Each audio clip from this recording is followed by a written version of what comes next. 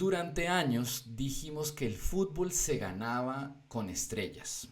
Me refiero a grandes jugadores en la cancha. Pero hoy España demostró que también se puede ganar con una muy buena idea.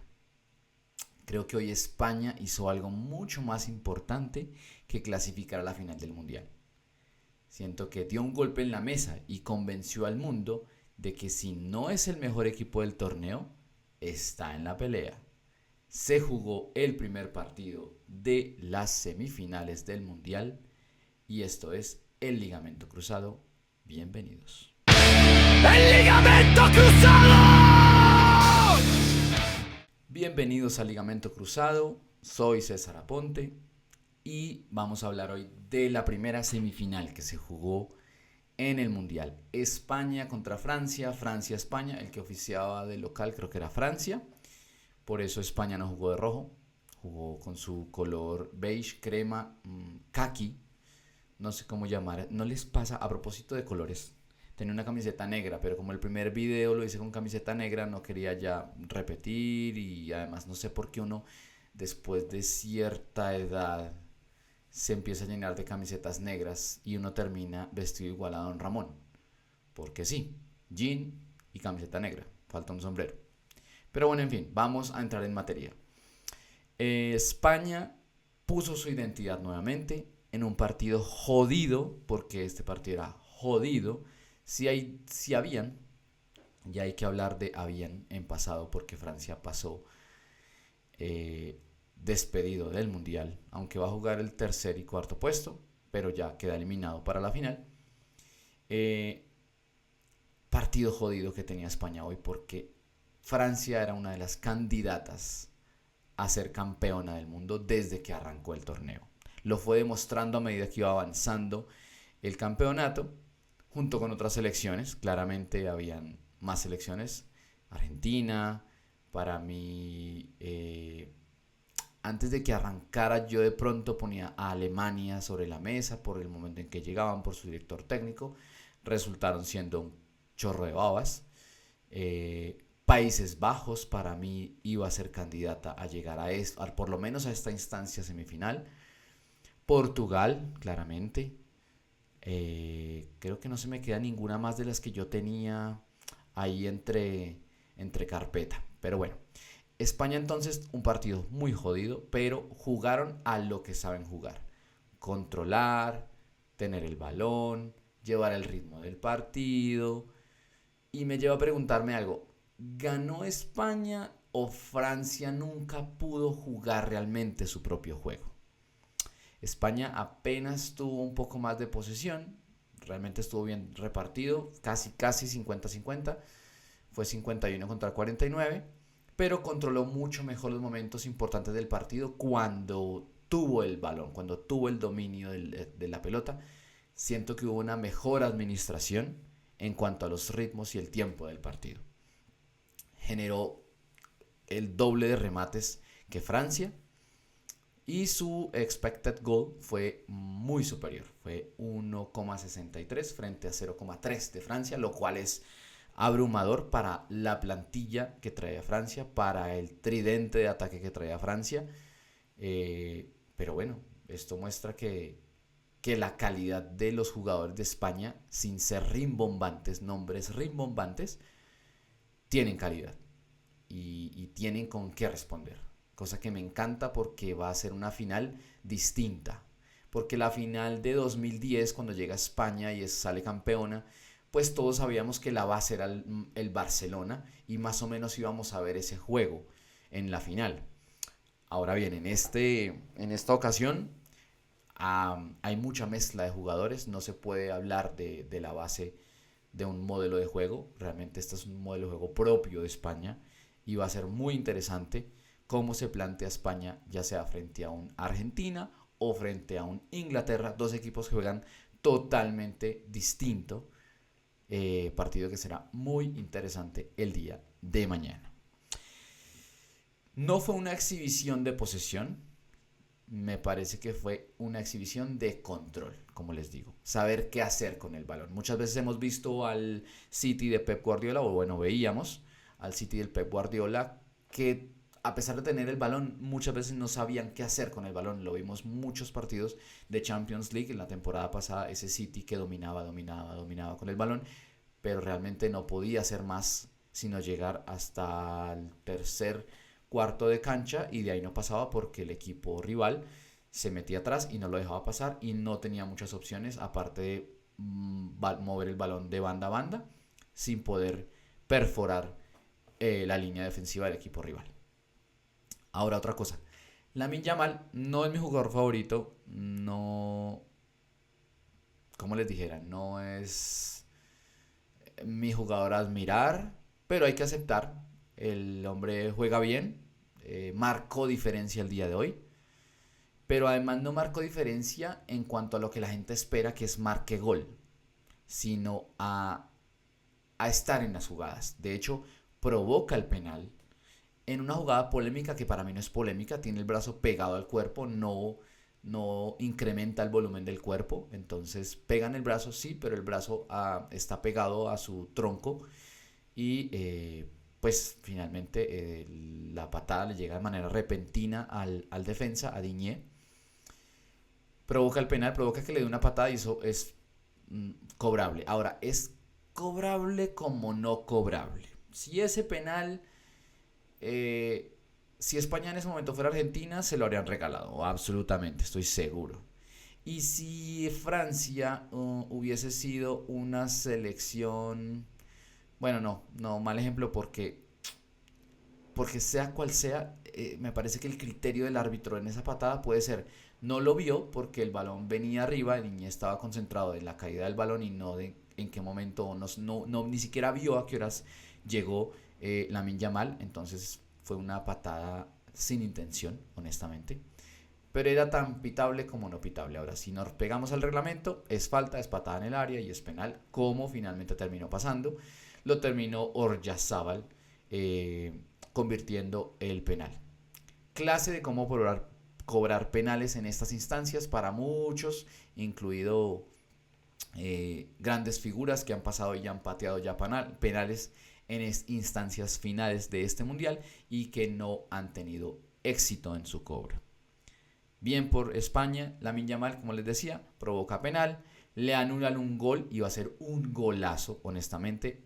Medio cuerpo adelantado, si no les digo el hombro y un poco más, pero fuera de lugar es fuera de lugar, nada que hacer. Si se lo pitaron a Davinson Sánchez por 3 dedos del pie, pues mucho más esto que estaba medio cuerpo adelantado. Lástima porque me habría encantado que le hubieran clavado 3 a Francia, honestamente, porque no mostró nada. Qué decepción Francia hoy. Y bueno, Lamine Yamal cada vez que recibió el balón obligó a Francia a retroceder. Parecía que le tenían un poco de respeto frente a la salida de Lamine Yamal, cómo iba a jugar, si iba a seguir por fuera para centrar o iba a cruzar el campo en diagonal para meterse a la cancha, perdón, al área de peligro. Siento que Francia fue muy cauto a la hora de marcar y eso dio espacio para que Lamine Yamal pudiera tener más protagonismo e hizo que el bloque defensivo de Francia se retrocediera y se metiera atrás por muchas ocasiones. Así que bueno, hay futbolistas que no necesitan marcar para ser la figura del partido y en este caso Lamine Yamal fue decisivo sin necesidad de que su nombre esté en las asistencias o en los mismos goles del partido. Francia llegó a esta instancia llena de nombres rimbombantes: Mbappé, Dembélé, Olise, el inglés Olise, porque no nació en Francia. No sé ni siquiera Olise por qué juega con Francia si sus papás no son tampoco franceses. De pronto alguno de sus papás, habría que averiguarlo, tiene alguna doble nacionalidad y por ahí aparece Francia. Pero realmente Olise, hasta donde yo sé, nació en Inglaterra, se crió en Inglaterra, ha jugado en Inglaterra y no sé ni siquiera por qué escogió Francia. Pero bueno, él verá. Ahí está. Mbappé, Dembélé, Olise, grandes nombres, pero no hubo nada de fútbol hoy, no hubo ideas. Un Francia plano, sin una figura revulsiva que pudiera, hombre, dar otra idea, romper un poco el esquema rígido que tenía España. Sobre el papel era un tridente que iba a pegarle duro a España, porque España no ha conseguido muchos goles en este campeonato mundial, pero siento que si había un equipo o un ataque que podía romper esa dinámica que traía España, era Francia. Pero no lo pudieron. Apenas pudieron generar algunas jugadas de peligro real. España realmente supo aislar muy bien a estos tres. Siento que los rompió, siento que a ratos los abrió mucho para que no pudieran eh, unirse o unir sus jugadas, hilar jugadas entre ellos. Siento que España rompió eso, los abrió. Y bueno, como les decía, Francia terminó con un expected goal muy bajo, 0.3, que para ese tridente es realmente entre lamentable y decepcionante. Entonces, volvemos a la pregunta inicial y es, ¿fue mérito absoluto de España o Francia realmente nos decepcionó o decepcionó a la expectativa que teníamos de ver este partidazo? Yo pensé que iba a ser un partido con muchos goles, honestamente. Pensé que iba a ser más de 2 goles y sobre todo no iba a ser goles solamente para un equipo, sino iba a haber repartición de goles. Bueno, segundo gol es de Pedro Porro, un golazo. No voy a describirlo, ustedes ya lo vieron, ya lo han visto, me imagino. Ya se devoraron el resumen o el partido, entonces no vamos a ahondar en eso. Pero no solo por el gol, sino porque llega después de, primero, un mal rechazo de Diñé, nuevamente aparece en la foto del gol, rechaza hacia el centro y no hacia un costado, recupera el balón rápidamente España y tejen muy rápidamente la jugada, se posicionan bien los jugadores, combinación colectiva Dani Olmo y además llega en un momento en que Francia empezaba a reaccionar, empezaba a subir las líneas y España retrocedió un poco y este gol, hombre, llega y plancha totalmente a España. Si ustedes se fijan, después del gol, muchos jugadores de Francia se quedaron manoteando, como diciendo, carajo, ¿cómo nos dejamos hacer este gol? Además se notó una defensa muy dormida.